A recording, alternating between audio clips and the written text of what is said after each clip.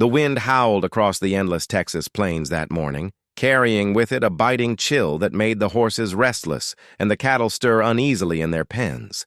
But it wasn't the cold that made James Carter's hands shake as he knelt in the dirt of his old family ranch. It was fear. His usually steady fingers fumbled as he gripped the coarse rope, his heart thundering in his chest. He'd seen wounds before. He'd delivered calves in storms and pulled bulls out of mud pits, but this was different. He swallowed hard, pulling the matted hair back slowly, praying to God he was wrong. The moment he saw it, he froze. His breath caught in his throat. The world seemed to narrow to that single horrifying sight. "Oh no," he whispered to no one. "Not you too. Before I continue with this powerful story, if you believe in kindness, in second chances, and in the strength of the human spirit, take a moment to like, comment, share, and subscribe to The Gentle Truth. Your support helps us keep bringing you real, heart-touching stories like this one. Now, let's go back to that cold morning. James Carter had inherited the ranch from his father, who inherited it from his own. The land had seen generations of sunrises and heartbreak, seasons of abundance and years of ruin. But lately it felt like the ranch itself was giving up. The drought had stretched too long, the debts had piled too high, and the laughter that once filled the house had been replaced by echoes of memories. Ever since his wife Laura passed 3 years ago, everything had felt heavier. Raising their young daughter Emily alone while keeping the ranch alive was a burden he carried with quiet determination. But beneath that rugged exterior was a man stretched to his breaking point. That morning, the problem had started with Daisy, one of his oldest and most loyal mares. She wasn't just a horse to James. She had carried Laura on countless rides across the fields. She had been part of their story. But recently, Daisy had grown sluggish. James had noticed her limping the night before, but he'd hoped it was just a stone lodged in her hoof. Horses often got hurt, and he'd always been able to fix things.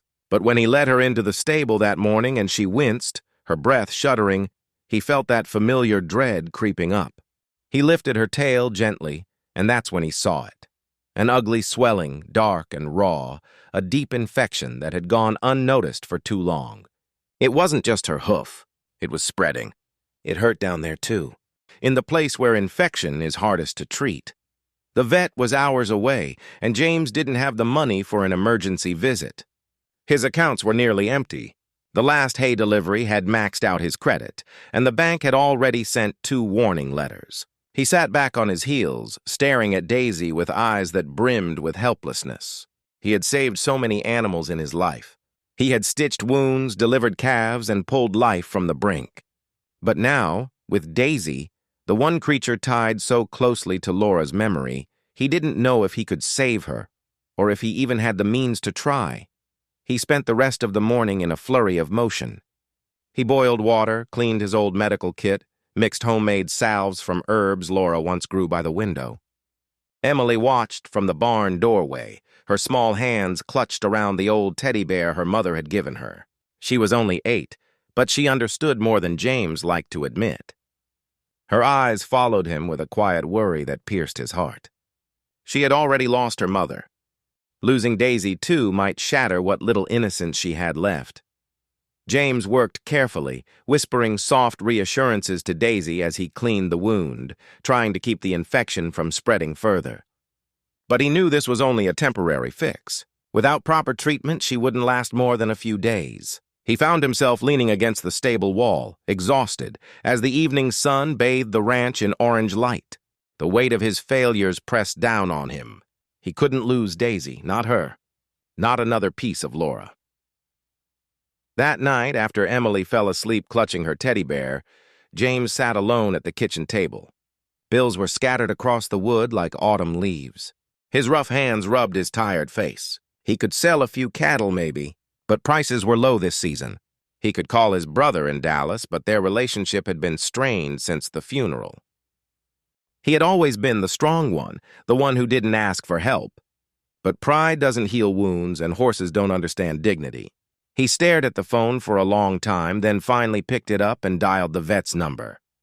The vet's voice was kind but firm. "Emergency treatment, surgery, antibiotics. It would cost more than James could manage. "You can try to keep her comfortable," the vet said, "but without intervention, it's only a matter of time." James hung up and let the silence settle like dust. He walked outside, looked at the stars scattered across the black sky, and whispered into the wind, "Laura, what do I do?" The next morning brought no miracles, only the cold reality of what lay ahead. Daisy struggled to stand, her breath labored, her eyes pleading.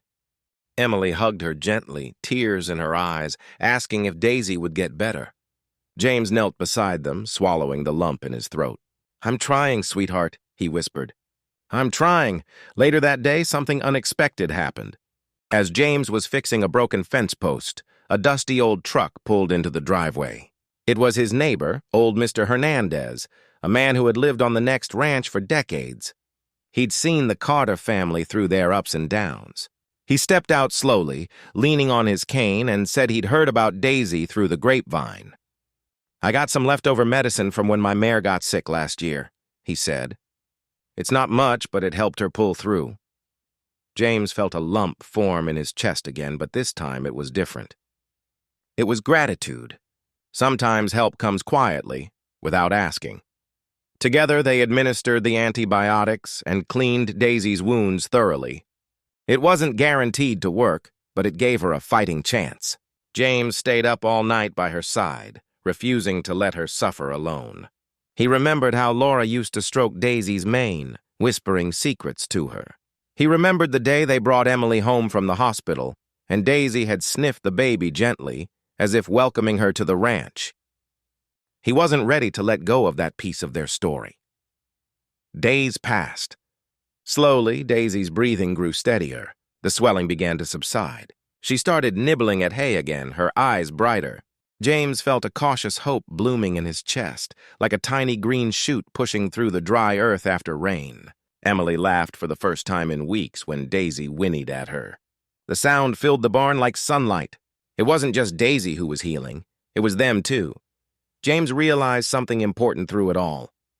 He had spent so long carrying everything alone, drowning in silence, that he'd forgotten the strength of community, the power of asking for help. The ranch had always been more than just land and animals. It was a living story, written by the hands of everyone who loved it. And this chapter wasn't ending in loss. Not yet. As autumn rolled in, the ranch felt alive again. Daisy trotted in the pasture, her mane catching the golden light. James watched her with Emily by his side, his arm around her shoulders. The debts hadn't disappeared, and the future wasn't guaranteed, but something inside him had shifted. Hope had returned. And sometimes, hope is the beginning of everything. If this story touched your heart, please take a moment to like, share, and subscribe to The Gentle Truth. Your support helps us continue telling stories that celebrate resilience, love, and the quiet heroes among us. Before you go, tell us in the comments below. Have you ever faced a moment where you almost gave up, but found strength in unexpected places? We'd love to hear your story.